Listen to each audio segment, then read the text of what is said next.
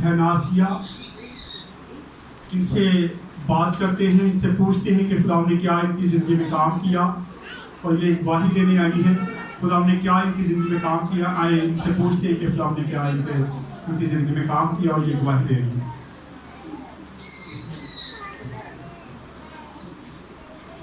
मेरी तरफ से आप सब लोग सलाम।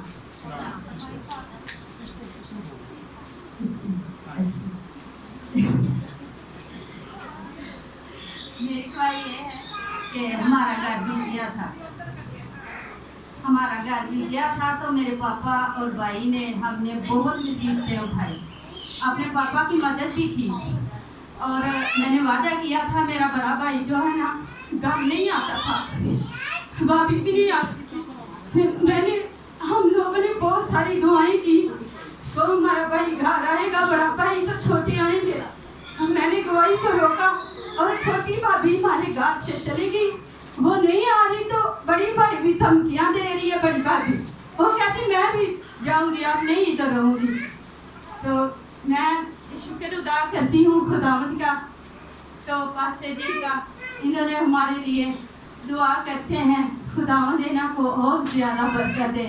और एक गवाही और है, हमारे गिल साहब, आप लोगों को पता है, पहले वो आर्मी में, आप कह सकते हो, मैं तो नहीं उनको पता नहीं ना गिल साहब कौन है। गिल साहब फौजी अनवर, अच्छा वो आर्मी में थे, फौजी थे।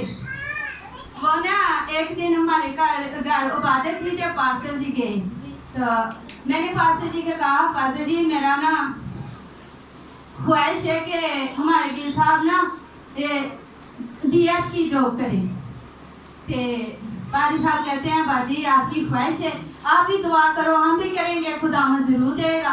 अच्छा 3 महीने गुजर गए। तो मैंने कहा पास्टर जी हमारा काम ही नहीं हुआ। पास्टर जी कहते हैं आप खुदा को छोड़ देते हो तो काम कैसे होगा, दुआ को भी याद रखा करो। मैं कहा ठीक है पास्टर जी। गिल साहब कहते हैं नहीं पास्टर जी मैंने नहीं ये करना, मैंने नहीं जॉब नहीं मैंने करनी, DH की मैंने वो जॉब की है आर्मी में। तो पास्टर साहब कहते हैं अच्छा ये बात है, चलो ठीक है। पास्टर साहब ने उसे टाइम दुआ की थी, मेरे थे भी हमारे गिल साहब थे, फौजी थे। ते तीसरे दिन उसकी गवाही DH की नौकरी आ गई। हमारे पास्टर साहब हमारी जिंदगी में आए हैं, तो खुशियाँ आई हैं, खुशहाल जिंदगी है। मैं कहती हूँ इसको खुदावंद हो सकते ज़्यादा से ज़्यादा बरकत दे, इस्तेमाल करें कि ऐसे दुआ बहने करें और गवाही अपनी ना रोके। मुझे पता चल गया आप थैंक यू। अब मुझे पता चल गया गवाही नहीं रोकी।